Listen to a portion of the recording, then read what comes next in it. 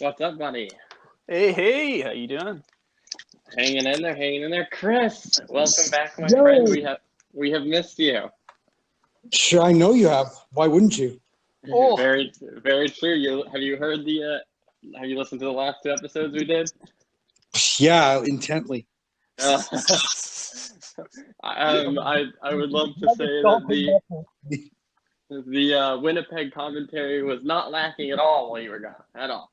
Yeah, I don't recall anything about that. Well, welcome everyone. Welcome to episode 14 of South of the Blue Line. Chris is back. Where have you been, Chris? Yeah. I've been on a boat. Wow. Just one? Just the one. Actually, no, I've been on 3 boats. Oh, wow. But 1 major boat and 2 small boats. So what were you doing on said boat there, my friend? Sampling all of the alcohol. Ah, okay. So your liver's really had it work out. My liver is wearing a Band-Aid right now.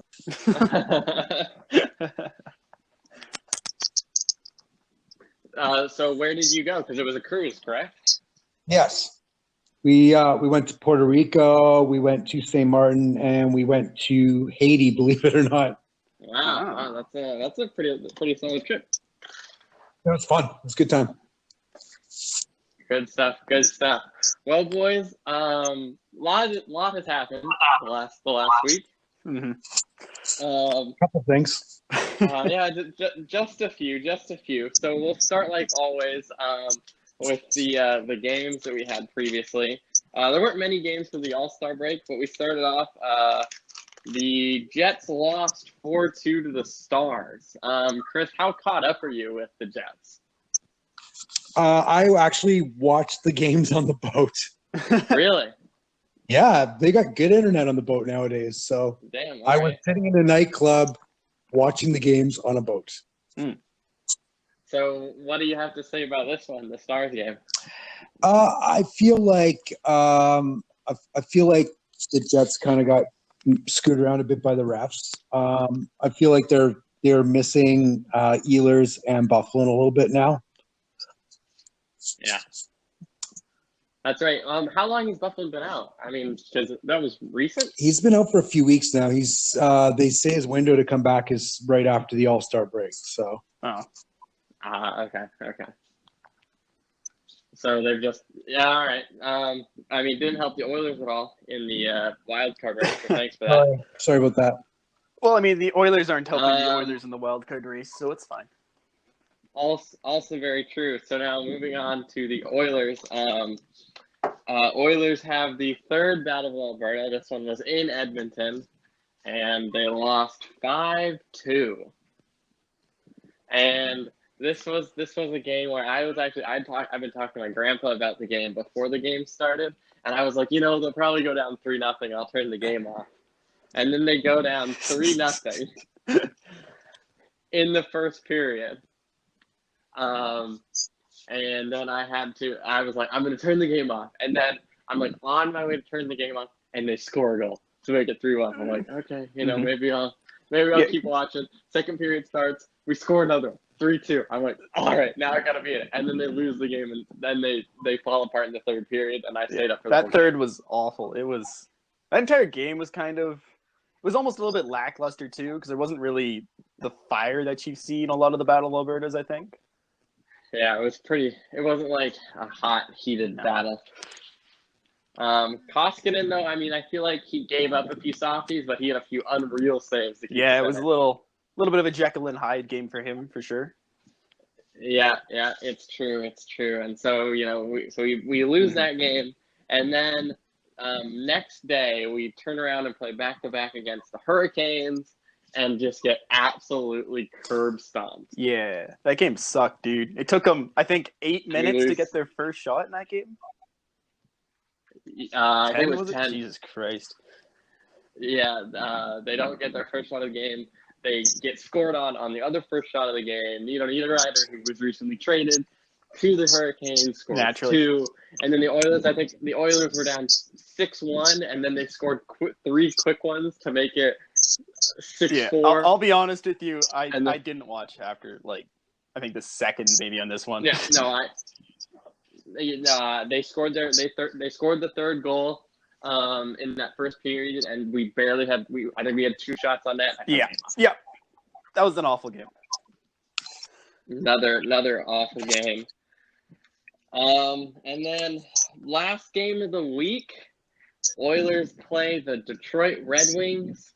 They go down 2-0 in the first period, I believe, and then they score 1 to make it 2-1, and then the Wings score to make it 3-1, and then we made a score to make it 3-2, and just can't get back to the game again.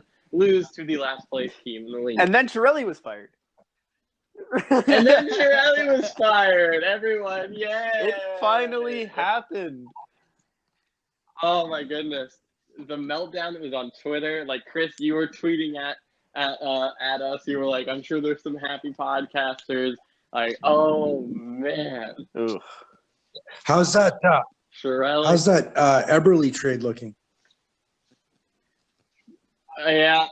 So I guess we could move on to the. I just want to first say Kyle did the predictions with us last week, and we all did horribly.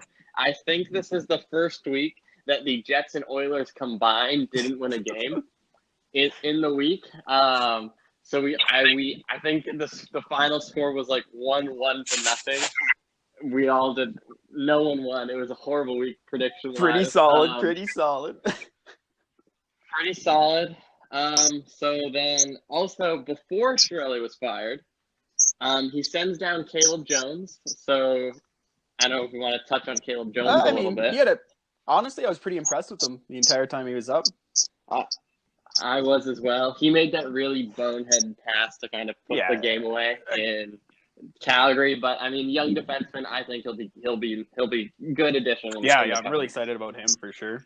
Then to what Chris said, they send down Ryan Spooner, put Ryan Spooner and Chiarelli on waivers, meaning that Jordan Eberle was traded for Ryan Strome 1-for-1.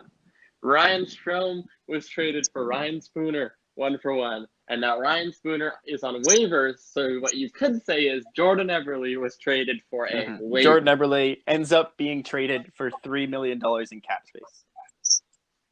Yes. And I guess Spooner is technically still on the team. They just waived him, so they buried him in the minors. Yeah, it's Yep. So, that's a good one. And then the day before Chiarelli is fired, he signs Mikko Koskinen to a $4.5 million 3-year deal. Meaning they basically have said Talbot is no longer the starter and it's Koskinen. And so, but my question to you guys is, why would the Oilers, who had been talking about firing Chiarelli for a while, let him sign this deal and then fire him the next day? Apparently, there's the organization itself was on board with the Koskinen thing. So, which honestly just makes me terrified that maybe it wasn't Chiarelli pulling all these strings all along, but instead was Bob Nicholson or someone like that. Yeah, in which case, that's terrifying, dude. No, I mean, Chiarelli's ineptitude precedes him even before he came to Edmonton. I mean, you can make the argument that hiring Chiarelli in the first place was an epically stupid thing to do. Looking in hindsight, but not even in hindsight, what did he do? What did he do in Boston, really? He traded Sagan. Right. Yeah. He traded Wheeler. Yeah. For Rich. And Wheeler. I know they ended up winning a cup, but that wasn't good asset management. No. You could pick up a Rich Peverly for nothing. Yeah. You also could say that most of the pieces that they won the cup with were in place before Chiarelli was hired. Yeah. Oh, Exactly. 100%. I don't know if that was part of the Oilers' decision-making process. They thought, he's a cup-winning GM, but it's like the president of the United States. The good or bad things that happen to the country are most likely set into motion by the previous president. So, a president who's doing a good job can end up getting shit on for what the previous guy did, or vice versa. And I think that's the Chiarelli effect. Yeah. And so then, Bob Nicholson, the president of hockey operations, comes out, and I thought it was funny. They fired Chiarelli in the second period of the Red Wings game to give him time to get out of the building. Which I guess is like kind of a good move by the organization. At least they're not firing him in the middle of a whole bunch of angry Oilers fans or something like that. But there's a couple different ways you could fire people. You could fire, I believe someone. I forgot who it was, but they fired someone over Skype. Ralph Kruger or Dallas. I think it was Ralph Kruger. They fired over Skype to hire Dallas Eakins the next day. Yeah, they fired him over Skype. Then there's the Dale Talon. They fired him outside of the rink so he could get a cab. Right. So all things considered, the Oilers did it pretty good. Are you sure that wasn't Gerard Gallant? Oh no, yeah, you're right. It was Gallant. Yeah. It was Gallant. See, look at that. We're glad you're back already. So then they say Bob Nicholson comes out and says that they fired him in the second period, and that Keith Gretzky will be taking over most of Chiarelli's duties. All right, Chris. Before you start laughing too much, there, Chris. He is the assistant general manager, so it makes sense for him to take over at the point. Yeah, sure. Yeah, that's. I don't think Chris is laughing.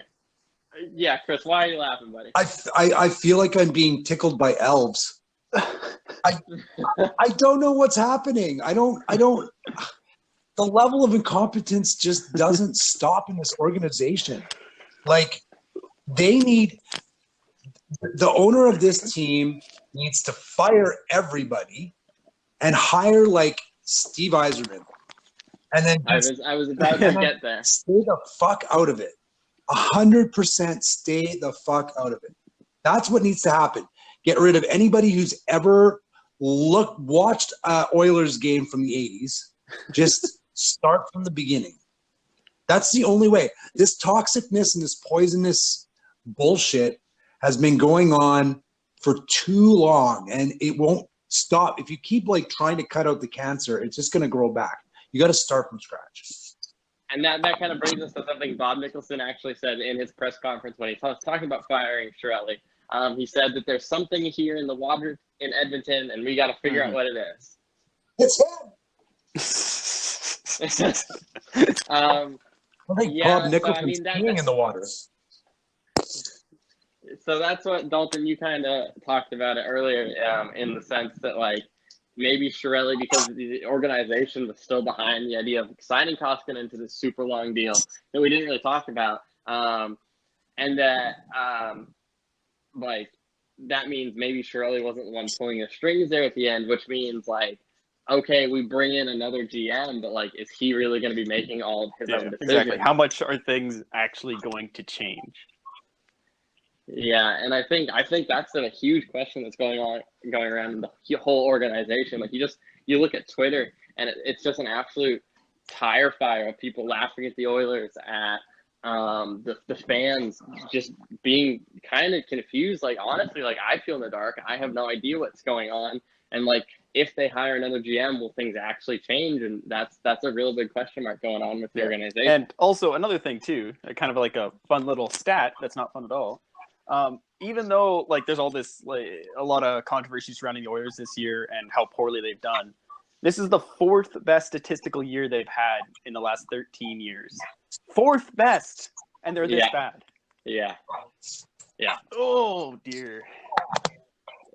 And Connor David and Leon Draisaitl and Randy Hopkins are having career seasons. Yeah, it's just how much losing will the Oilers have to go through before it's over? Basically, is another 10 years still? I don't know, man. I hope not. So who do you boys think will become the next Oilers GM? There's a few names out there. there's like a real sexy one, and Steve Yzerman, even though he's been rumored of going back to Please Detroit. God, Steve Yzerman. I know Steve Yzerman here would be so good. So I mean, who do you guys think? I mean, I think it's fair to say we all would hope the Oilers get Steve Yzerman, but like realistically, who do you think like would become the next GM? Do you think they give it to Keith Gretzky? I honestly Yes. think they probably are going to let Keith Gretzky have a shot. Yeah. You think so? Yep. I think it's very likely, at least. Well, if they, I don't know, man. I kind of want them to a little bit as well, just because maybe Keith Gretzky actually knows what he's doing. Maybe. Doubtful. Maybe. Doubtful. Ugh. So, I mean, It's not going to be. anything else? It's not going to be Yzerman. Yeah, It's I don't No. think so either. the Oilers should be doing everything they can to get Yzerman, but I don't think it's going to be Yep. Yzerman. Do you think it helps that Connor McDavid is on the team? They can use that as like a, hey, like, listen, if you come be the Oilers GM, like, you guys have Connor McDavid, the best player in the world, on the roster already. Anybody who's good should see that Oilers opportunity as a real positive opportunity. You have a city full of like hockey crazy fans. You've got a brand new gorgeous rink. You got this one of the sickest jerseys in the league. You have an owner who's not afraid of spending money. Right, and you're not, and you have, and there's, and you. It's hard for you to actually do worse than they've done in the last like decade and a half. So even if you're not really great, you could be mediocre and still be better than what they've done. So I don't know. The way I look at it, it's a great opportunity to turn that franchise into a winner again and just be adored by millions of people. It's very true. Okay, so my next question is, how long do you think it takes for someone to turn the roster around they have now around? Do you think they can do it by the end of this year, or a couple years, or longer? I think they could make this roster a playoff team this year, but I don't know, probably a good couple of years still. Like, I don't know. It all depends in my mind, it all depends on Koskinen right now. Like, or goaltending in Any general. team with a reasonable amount of talent can go far. Look at the Golden Knights last year. Yeah, exactly. It was they had some talent, yes. They had good goaltending. They had some guys who could score. They didn't really have much for defense. They played a good system, and they had a really good chemistry. They played tight, fast hockey. In my mind, it's almost everything that's happening with the Oilers right now is psychological. So they need to fix that. But that can be fixed. I think it can be fixed, unless the players themselves are broken. And some of them may be. Yeah. The thing is, I still feel like this Oilers roster can be a playoff team just basically getting Clefbaum back. Like, I think that's going to make such a huge difference just having that number one D-man back on the team, right? Yeah, I agree. Did you see Dustin Penner's? I did see Dustin Penner's tweet. I actually don't have it up. What did he say? He said something like, that's just the way it is, and it goes on, or something to allude to the fact that it was like that when he was there as well. All right there, pancakes. Right? Go to Denny's and have a meal, buddy. Chill out. That guy was ever in shape. Is that what he said? Oh, he was the most frustrating player to watch. Oh, yeah. He very not a lot of gaff in him, that's for sure. Oh man, where is that? I'm on Dustin Penner's Twitter right now. Oh man, he's got a lot of. I'm looking at. He's got a lot of like, political stuff on here. Oh yeah. Okay, he's got. So someone said, someone tweeted at him and said, okay, I'm going back. It's a long. Okay, here's what we got. So Rob Trukowski says, he writes for the Edmonton Sun. He said, "Quick fix: the Oilers are looking for at 3 or 4 more years of nuclear winter. Dress warmly, Edmonton." Then he says, "Here we go again." He quote tweets his own article. Says, "Here we go again." Dustin Penner tweets at him, "Down the only road we've ever known." And then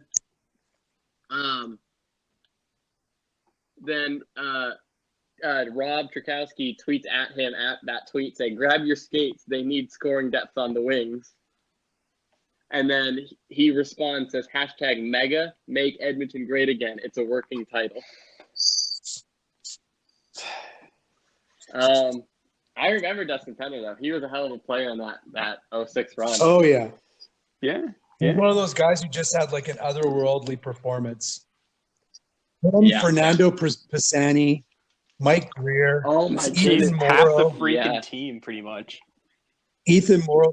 Everyone. Do you know how many defensemen they used that year? They used I think they used like 20 defensemen that year. They had Danny Savret playing for them for a while. All that mattered is they had Pronger. Yeah. Marc-Andre Bergeron. Oh my God, they had some fucking plugs playing. Igor Rulak played out of his mind. He was amazing. Yeah, exactly. I mean, Dwayne Rollison played like a performance that was next level. I mean, I think that's kind of what you're alluding to in the sense of like it's a mindset. Like that team wasn't like great, but they like just sort of had the same vibe that the Golden Knights had last season. They just came together, played for each other, like with some passion and some speed, and they worked and they grounded out. So I have 2 more questions on the whole general manager thing. My first question is, okay, Dalton, Chris, you guys are now Oilers of the GM. What is the first move each of you make to work towards fixing the roster? It could be trading someone. It could be bringing someone in, getting rid of someone. What do you think? Dalton, what do you think? Probably number 1 is you pretty much have to trade away Talbot ASAP. He's on the last year of his contract, right? So it doesn't really matter how much you have to retain. There's going to be teams, at least some teams out there looking for vet goaltending depth. So he's basically, and at this point in Edmonton, there's no point in keeping him around, right? Might as well move on from him. Also, I think another really important thing for the new GM to do is to wait to see if Sekera, when he comes back, is a legitimate NHL defenseman still. If he's not, then you got to get rid of him as soon as possible too, because that cap hit for that long is going to be awful. Yeah. So you're trading. The first thing is moving Sekera if he's not a good player anymore. Yeah. And if Sekera ends up being a good player still, I think you probably have to move on from Chris Russell. Okay. All right. Chris, what do you think? You got 1 move. What's your first move to start turning things around? I don't think you make any trades. I think you establish with the team, you meet with the team and you tell them this is a whole new opportunity for you. We want to build a team around players who want to stay here and compete. So you're going to be given the rest of the year to try to make the playoffs and be a positive contributor. And then we'll make our decisions after the end of the year. I don't think making more moves right now make any sense. Well, the Talbot one I'm doing just because he's at the UFA at the end of the season, right? Any expiring UFA, I think you got to move at the deadline.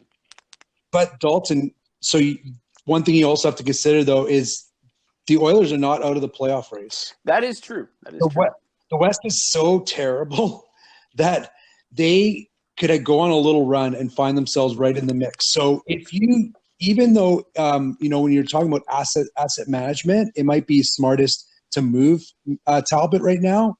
What does that tell the players? What does that do if they go on a run and then Koskinen gets hurt and whoever?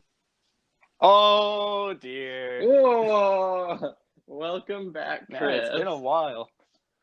It has been a while, so everyone knows what that means.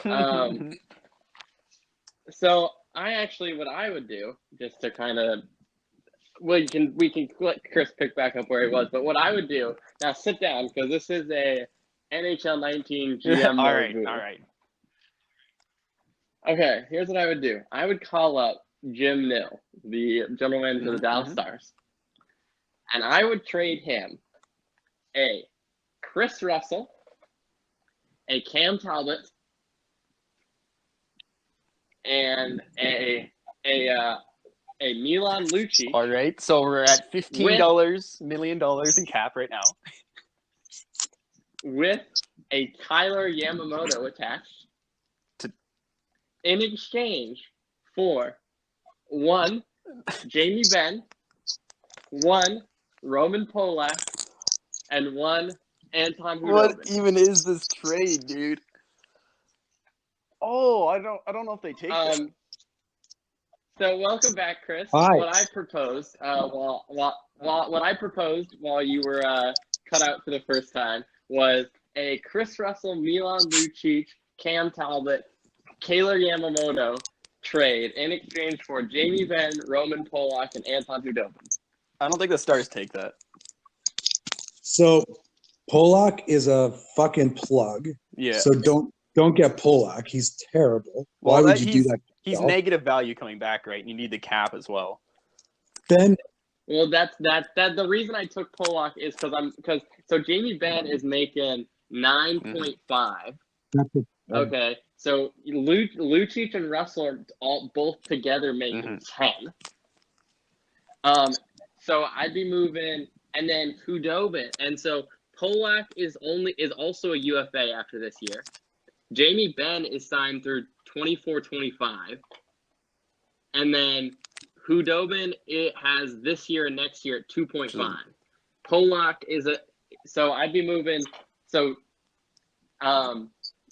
Talbot, I would be getting about $500 worth of cap space, if not more, in exchange for a decent backup goalie in Talbot's Hudobin. making 4.5 this season, right?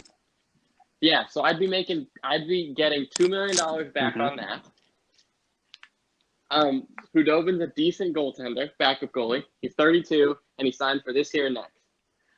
Polak is a crappy defenseman. I understand. You could probably flip Polak for like a low round pick and just bring up Caleb Jones again and run him roll in that place, because how much better is Caleb Jones compared to Roman Polak?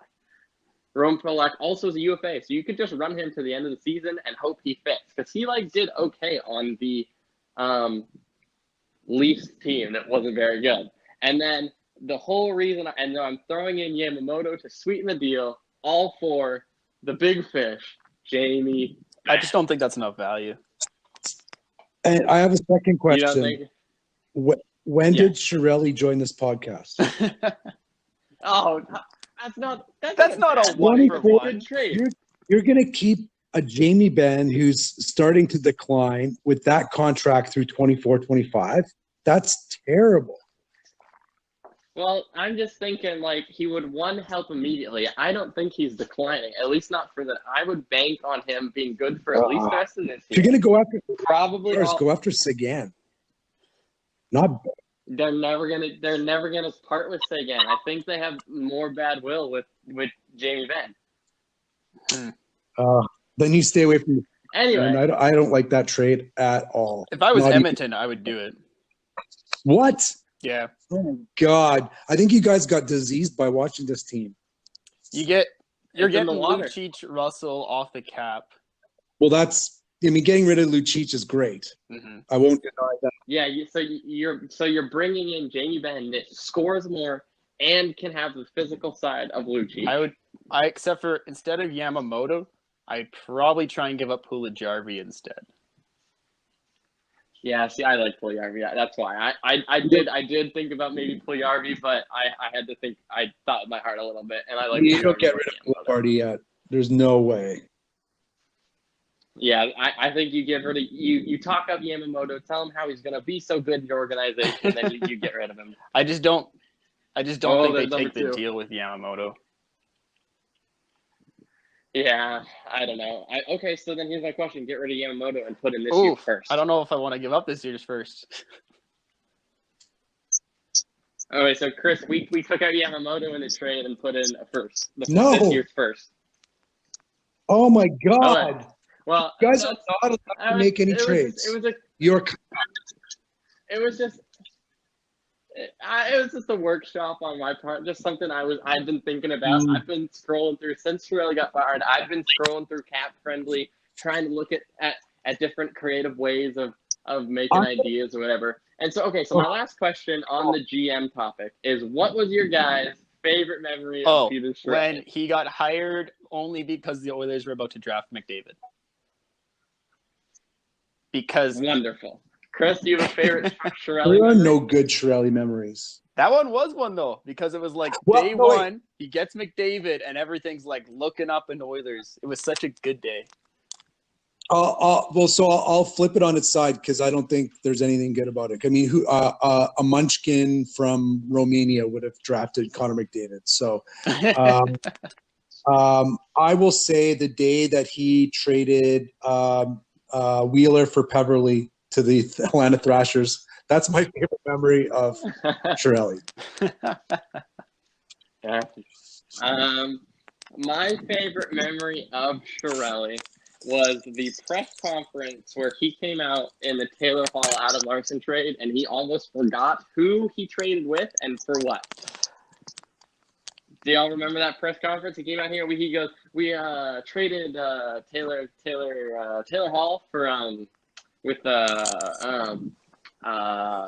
New Jersey for defenseman Adam Larson." And like, he just sounded completely confused by what he was. I remember that doing. freaking trade. That was awful. I remember I took out I have a jersey, a Taylor Hall jersey. I pulled it out and I took a picture of the back and I tweeted it at the Oilers Nation, and I was like, "How could you do this?" Or the Oilers, and I was like, "How could you do this?" And I pulled out my Nugent Hopkins jersey and took a picture of it, and I was like, "Please don't tell me you're trading him as well." Yeah, but honestly, of the three, Eberle, Nuge, and Hall, which one, if you had to trade one of them, would you trade? Eberle. Really? Easiest decision of my freaking life, dude. I would have stayed with the Taylor Hall trade. I would have traded. If I had to keep one of those trades, like what he did. No, if you were forced to trade one of those three players, which one would you trade?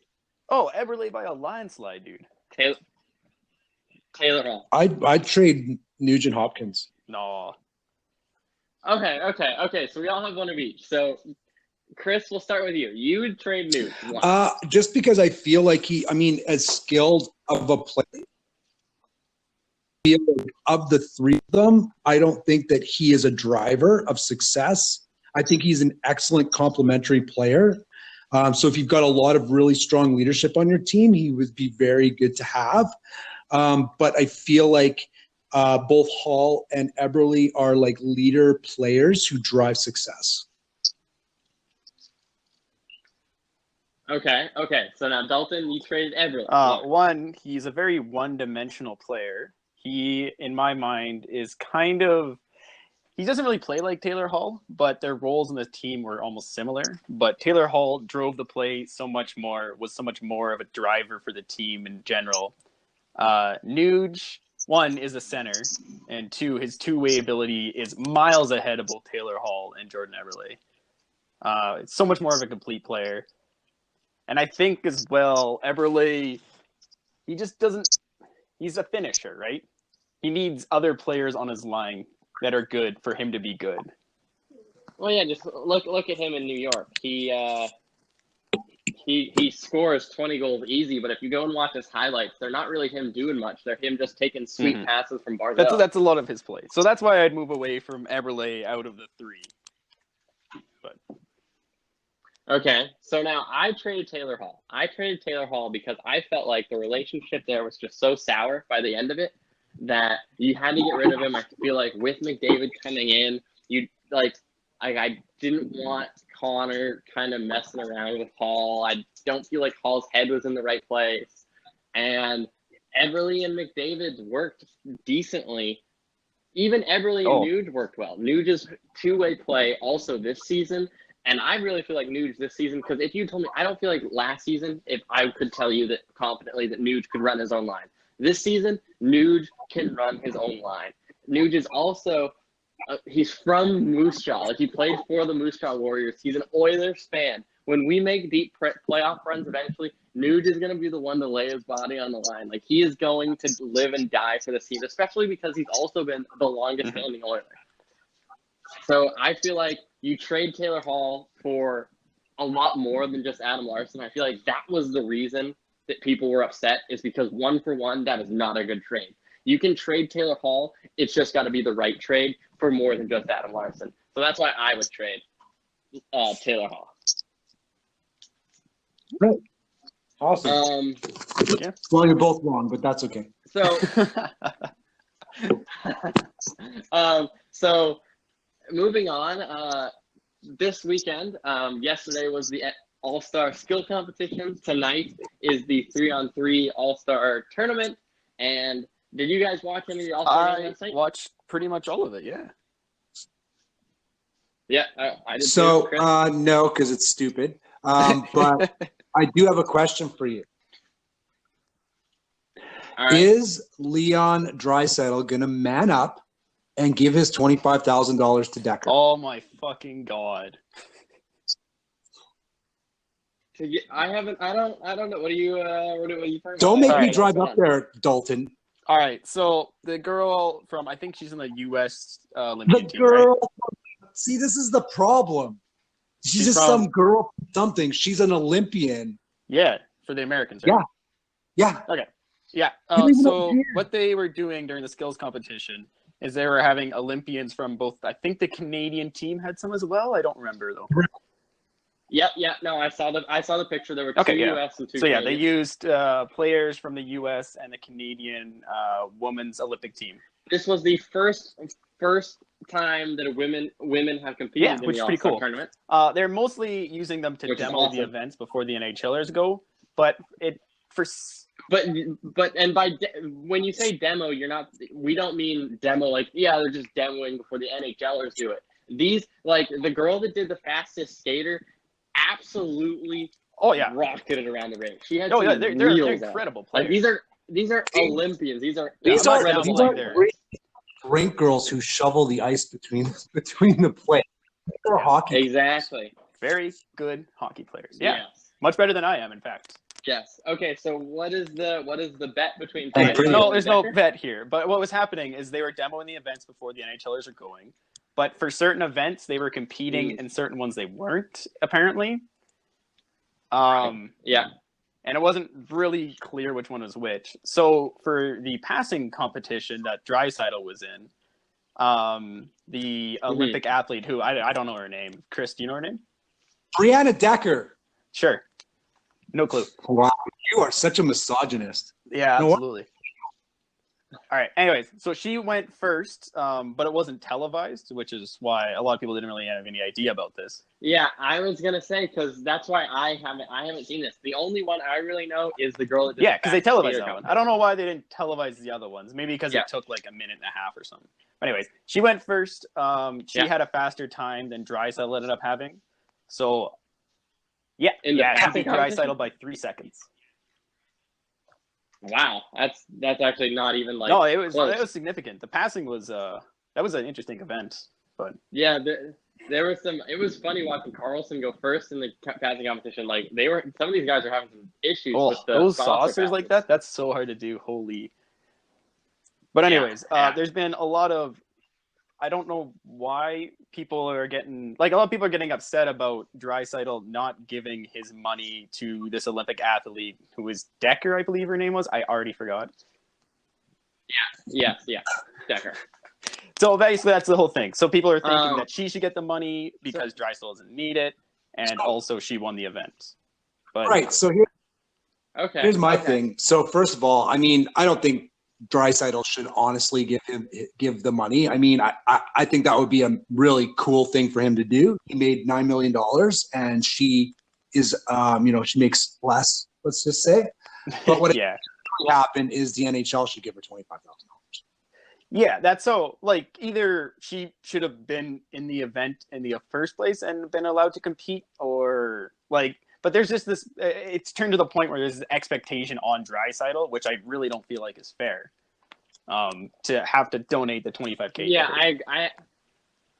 I agree with that, especially because it wasn't like my Instagram and Twitter blew up with the girl that competed in the fastest skating competition because of how fast she went. I had no idea this girl competed in the Yeah, I don't know if it was events. just time constraints or whatever, but for some reason they didn't do it.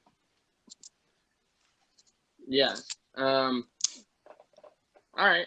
So I just kind of want to go through each event kind of as we go through and talk about it. So we started off, first event of the night was the fastest skater competition. We all know who won it. McDavid. If you don't know, Connor McDavid won it. He becomes the first player in NHL history to win the competition 3 years in a row. So, and this is actually the one where the Kendall Schofield or Schofield of the U.S. Women's National Team did it first, and she flew around that rink. Like I was and she's smaller than all of the guys, so so 5'2", so her stride is a lot smaller, but she was getting the legs like right off the bat when they blew the whistle for her to go. Like she got her legs moving, like absolutely pumping. And she did it in 14.3, which is unreal. Next up, we got Miro Heiskanen of the Dallas Stars, rookie at the tournament. He did it in 13.9. Heiskanen blew a tire, though. Yeah, go ahead. Yeah, he did. Right at the beginning. Clayton Keller went 14.5, actually slower than the Olympian. Pedersen went 13.93. Atkinson went 14.1. Jack Eichel went 13.5. And then Barzell went 13.7. And Connor McDavid went 13.3. A full 0.2 faster than the next person. He's a fast boy. I mean, there's nothing to say about McDavid. Like this was like everyone in the event was like even the people when they were doing interviews the day before were like they were talking about like who do you think's gonna win events, and people were like fastest skater competition. It's not even like McDavid's gonna win it. Like why am I? I would have liked to see McKinnon, but sadly he dropped out right before. Yeah. I would have also liked to see it. Like maybe give him a puck or something as well when they're doing their skating. Yeah, so I think there should be two. There should be fastest skater, just hands down what they do, one full lap around the thing. Then they should do fastest skater with the puck, full. And then make them skate backwards. Yeah, hey, that'd be a cool one too. I'm actually kind of sad that they didn't do the goalie race like they have. But the mascot part was pretty good. Though. Yeah. All right, moving on. Then we have the the Gatorade NHL puck control. So those who don't know, the person starts at the red line, at the goal line. They go through. They just stick handle through some pucks. Then they do the sharp turns on their edges with the puck through a couple of cones. And then they come up to like these three stacked like tiers with openings in them, and you have to control the puck up on your stick and put it through the holes. And you do that 3 times, one through a small one through the highest one through the middle, and then put it into the empty net on the far side of the people struggled with this one though. Yeah, they did. This was another one, especially like everyone can do the stick handle through the pucks and then the edge work around the cones. The one that really slowed guys up was picking it up on the stick. So first up was Patrick Kane. He did it in 28.6. Mm-hmm. He flew. Which is real fast. I mean, Patty Kane has hands. We all know that. Then Elias Pettersson did it in 43.6, which is the slowest. He time messed here. up on the first part. Yeah. Jeff Skinner went 35.4. Mark Scheifele went 32.1. Yeah. Pretty solid. Landeskog goes 33.4. Giroux 30.2. Tavares 35.2. And then Johnny Gaudreau wins it with 27. Yeah, I don't think he made a mistake through that entire thing. Just the way, like the seamlessness that he does the little lacrosse Michigan up to his stick, picking the puck off the ice. and putting it through the rings or whatever, unreal. I mean, I kind of would have liked to also see Connor in this one, because I feel like he'd do pretty well at it. I mean, it's like you could throw any But NHLer in there and they do pretty well on it, kind of thing, right? Yeah. So Mark Scheifele actually wasn't heavy, like participating in most of the. There were a few guys that I felt like I never saw. Like I don't feel like I ever saw Mark Scheifele participate, but he did pretty solid in the puck control. I think McDavid just did the fastest steer, right? Yeah. give Well, him a also breather, it's I like, guess. you know, let some of the other guys compete in some of these events too, where it's Yeah, exactly. like Austin exactly. Matthews competed in a couple of them. I saw that. Well, Yeah.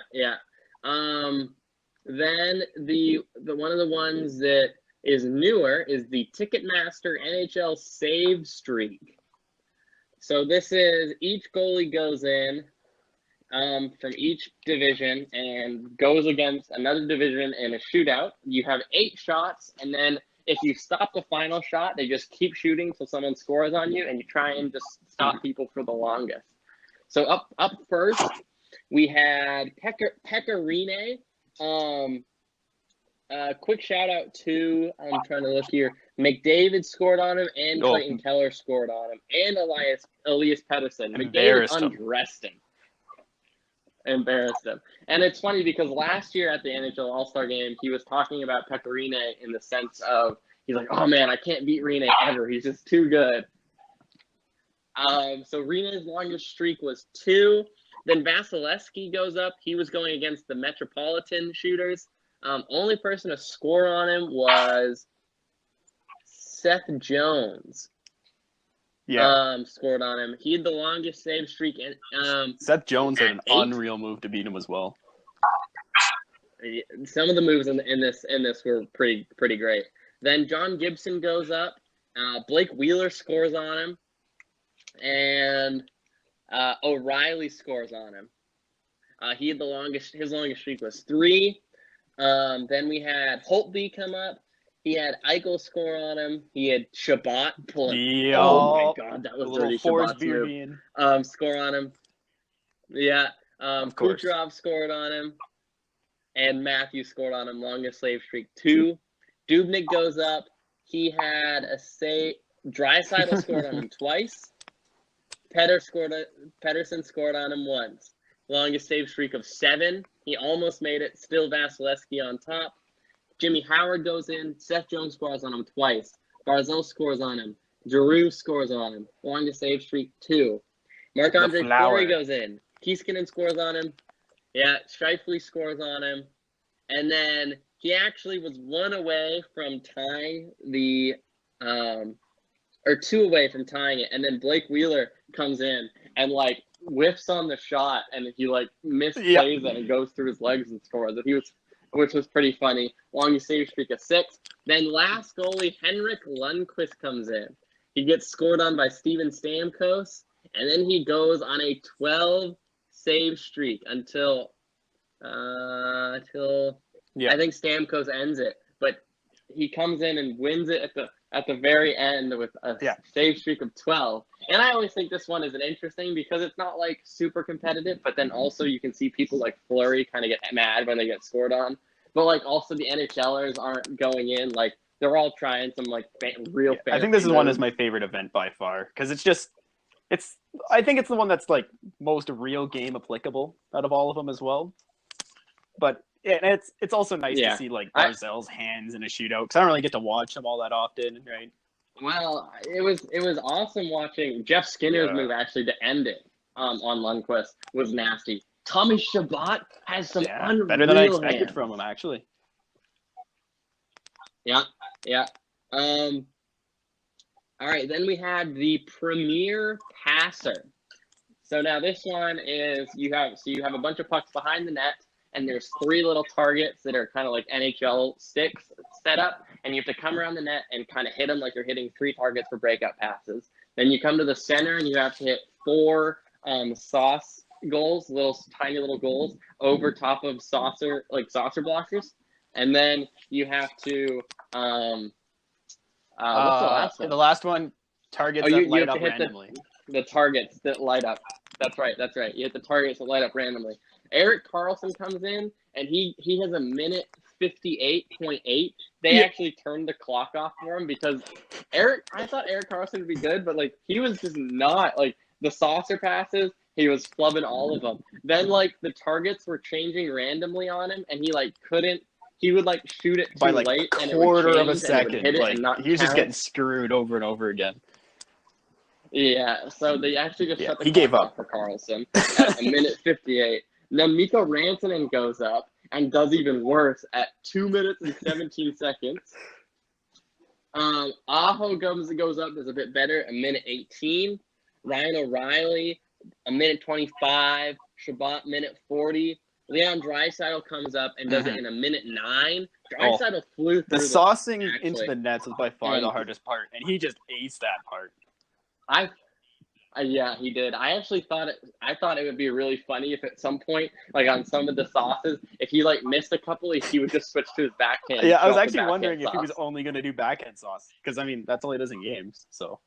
Yeah, exactly. Roman Yossi does it in a minute 47, and Keithian does it in a minute 34. And so, Dalton, what you guys were saying is the girl did it in a minute and 6 seconds.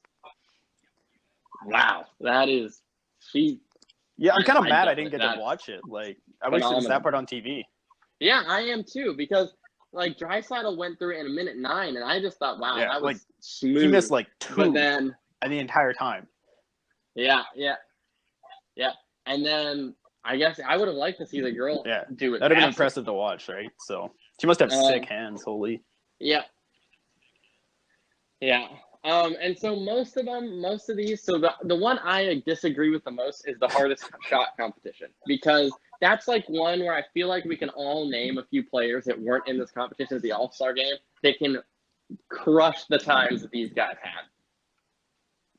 Like, put Zdeno Chara or Shea Weber in this competition, and well, I mean, yeah, exactly. Like it's hard to be like, oh, okay, well, this person would be definitely a better passer than Draisaitl, or yeah, well, I'd like to see Mikko or Dylan Larkin and McDavid race, which I really would. But like, right, it's hard to compare in that sense. But like with the hardest shot, I feel like I would put John Carlson's winning time of 102 seconds up against Zdeno Chara now or Shea Weber now, and I bet you they break 110. It's like, well, even like the selection for the people there, I'm like, there's a couple other guys that I thought maybe would have had harder shots as well. Yeah, I agree.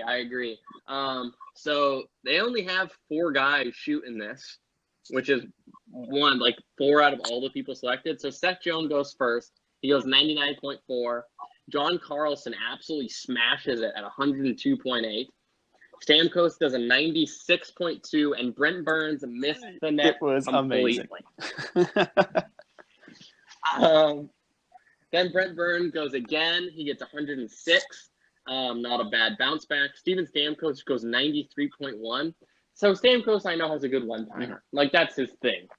But I wouldn't say, oh, man, Stamkos really has a he has, like, a decently – for a forward, he isn't a decently heavy shot, right? But you normally see the D-men who really can just drill them. Yeah, Seth Jones goes 95, and then John Carlson does another 108. John Carlson wins with 102.8, which it's 100 miles. He's breaking 100 miles an hour each shot. So you know what? I'll let him have it. It's just I almost wish that one wasn't in there because it was kind of a boring event.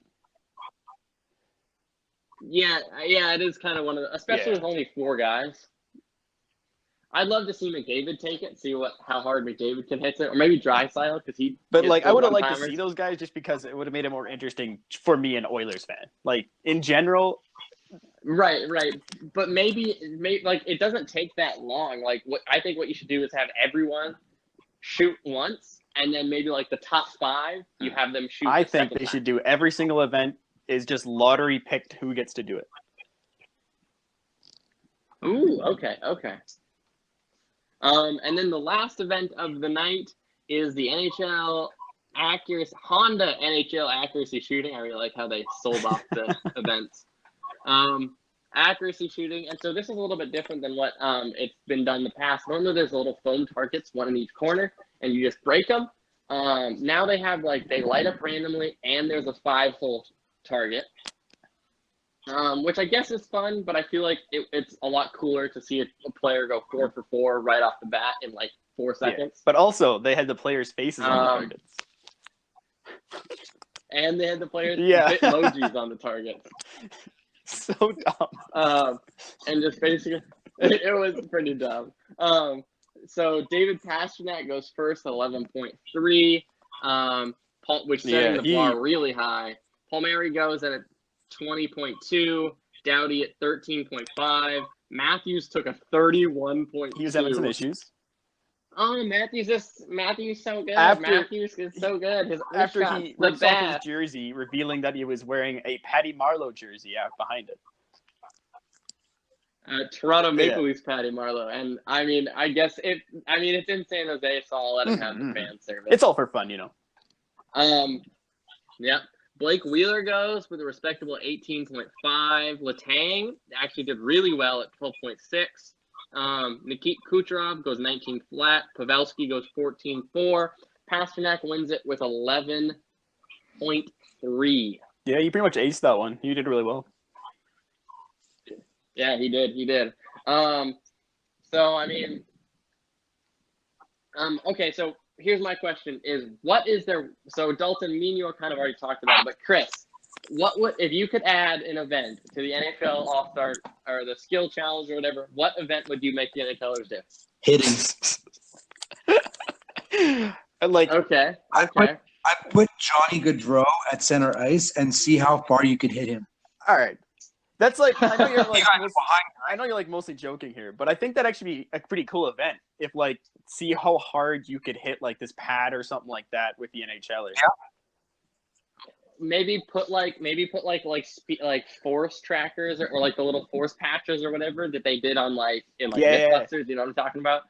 Little that measure the force of explosion or impact on maybe the corner boards, and have people skate from the blue line in.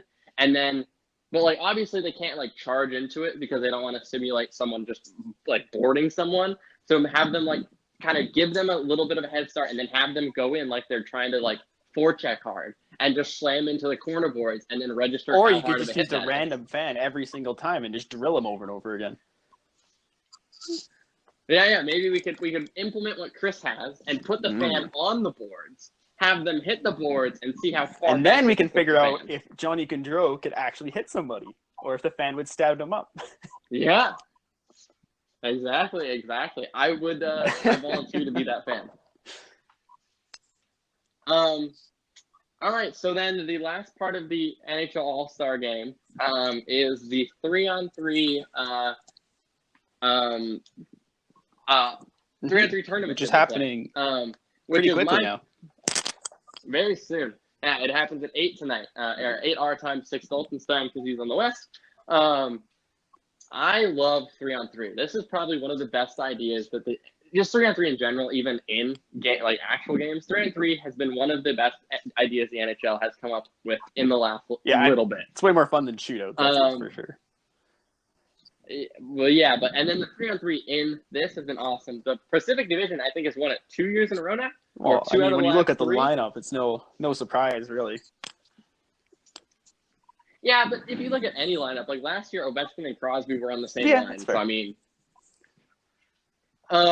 So I'm actually going to add this. So these are going to be our first predictions of the week. Look at that. Yeah, see that segue, though? Okay, so first off, the Central Division plays the Pacific Division. Do you need me to read off the roster for each team or no? Okay, fair enough. So, Dalton, are we going to do the score, or are we just going to do the who wins? Here's what we'll do. We'll do the score for the first two because those are the games we know.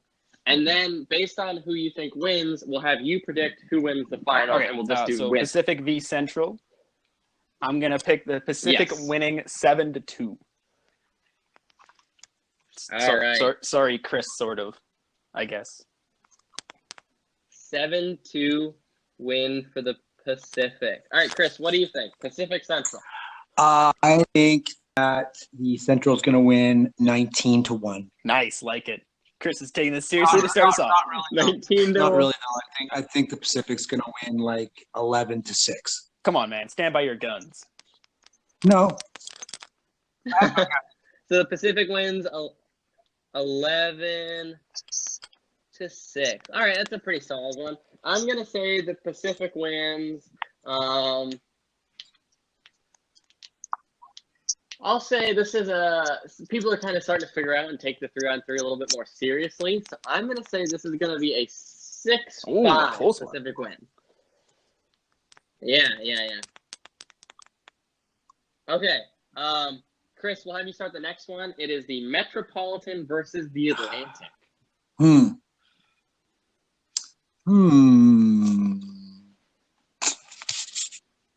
I think that the Atlantic's going to win 8-6. All right. 8-6 Atlantic win. I'm going to agree with Chris. I think the Atlantic is going to win, but I think it's going to be a little bit more lopsided. We're going to go with an 8-2 victory. 8-2 Atlantic win. Okay, so, all right, you got to remind me, who's the Atlantic and who's Pacific? So Atlantic is, like, the Penguins, and is Toronto in the Atlantic? No, the Metro has the Penguins in it. Okay, and then the Lightning and them are in the Atlantic. Yeah, you got it. Or the Atlantic. Oh. Okay, so then I think in that, I think the Lightning led squad with Vasilevsky and that and all that is going to also win. So I think we're all agreeing it's going to be Pacific Atlantic. Almost. Chris is thinking Central Atlantic. No, not you. No. He changed it. He said 11-6 Pacific win. Yep. So we all have Pacific winning. We all have the Atlantic winning. I'm going to say the Atlantic is going to win. I'll say 9-7. 9-7 Atlantic win. Okay. So now we all have the Pacific playing the Atlantic in the finals. The finals are also tonight, I think everything's tonight. Okay. Cool. Wonderful. Pacific Atlantic in the finals.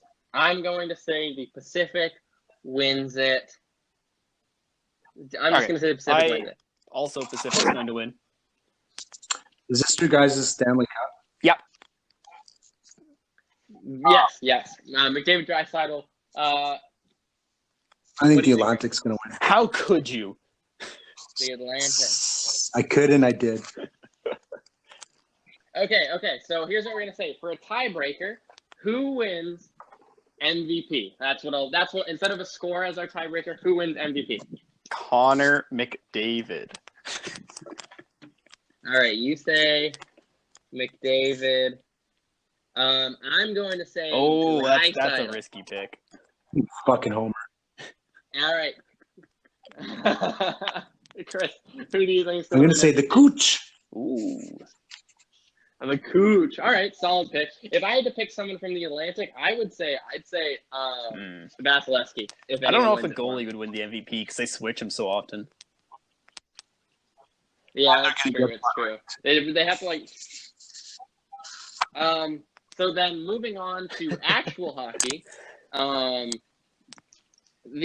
Edmonton is actually on their bye week, so they don't play again until next Saturday night. But I'll add that in this week. So then we have the Winnipeg Jets fly to Philadelphia and play them in Philly on Monday. Chris, how are you feeling about this road trip? I think it's really frustrating because aside from that Dallas loss, I feel like the Jets are playing really well. They beat they beat Vegas, they beat Nashville pretty convincingly. But then they have like a week and a half off at the worst time. I think I'm hoping Buffalo will be back, and I'm hoping that Gritty is sick or something, so we don't have to see his crazy face. And then I predict a 4-2 win for the Jets. A 4-2 Jets win. All right. I Dalton, what do you think? the Jets are going to win as well, but it's going to be a little bit closer, a 2-1 victory for the Jets. And I predict it'll be a very sloppy game for the Jets. No, go ahead. No, go ahead. I think it's going to be a very sloppy game for the Jets as well. Yeah. Okay. I also think the Jets are going to win. I'm going to say it's going to be a 5-3 Jets win. Okay, then moving on. The next night they play a back-to-back. They play Boston in the Boston Garden. I'll start this one off. I'm going to say they lose the back-to-back. They lose to Boston. I'll say 2-1 OT win. OT loss. I'm agree with you. Yeah, I think they're going to suffer a little bit on this back-to-back. I think it's going to be a 4-1 Boston win. 4-1 Boston win. All right, Chris, back-to-back. Yeah, the Jets don't really do that well on back-to-backs. I think that they're going to lose as well. I think they'll lose 3-1. Yeah, the combination of the back-to-back with the bye week is not a good thing for the Jets. Yeah. Then the Jets play at home. So just a quick little back-to-back road trip. They play the Blue Jackets, the Columbus Blue Jackets, at home on Thursday. I think it's going to be a good bounce-back game for the Jets. A solid 5-1 victory for them. 5-1 win. Chris, what do you think? Is Bobrovsky still their goalie? Yes, for the moment. Yes, he is. I don't know anything about the Blue Jackets. They're like the team that you never hear anything about. They also have Seth Jones. They're pretty good. They got Seth Jones. They got Werenski. Panarin. Panarin or Perenin? Perenin. It's Panarin or the Breadman. Or as I like to call him, the world's youngest rookie. Still a little salty, eh? No. I'm so salty still. So, Chris, what do you think? The Jets are going to win in a shootout 3-2. 3-2 shootout win. All right. I'm going to say Jets are going to win this 4-1. Pretty solid victory. And then the only Oilers game for the week, they play Saturday against Philly, in Philly. Dalton. No, Chris, we'll start with you. I'm hoping that Gritty is sick so that we don't have to see his face. I feel like the Oilers are going to come out and play really well because, Chiarelli's gone. So I'm going to say 4-2. Chiarelli's gone. They've had a bit of a break. 4-2. 4-2. All right, solid. 4-2 win. Dalton? I'm trying to decide whether I want to be depressing or not. But I'm going to say it's going to be a 2-0 Oilers victory with a Koskinen shutout. 2-0 Koski shutout win. That's what I like to hear, Dalton. I'm going to say Oilers come out and win 7-4. I like it. So that is all our predictions for the week, boys. Do we have anything else we want to say and talk about? Gritty is really creepy. I would agree with Chris. Terrifying. I don't know. I love. Did you see the Gritty Hunter picture? I did. That is just very much so. I'm a little surprised Hunter wasn't showing off the six pack, but other than that, no kidding. Hunter Holy. Shredded. All right, everyone. Well, that brings us to the conclusion of episode 14. Chris, it's good to have you back. It's great to be back. Thank you very much. Yeah. You can follow us on Twitter at Blue Line South. You can follow us on anywhere podcasts are available. SoundCloud, Apple Podcasts, Spotify, Stitcher, Anchor. Anywhere you want your podcast, it will most likely be there. I am Michael. Chris is back. Dalton's still here, boy. Calgary. And we will see, still here. We will see you all next week. Bye. See you guys.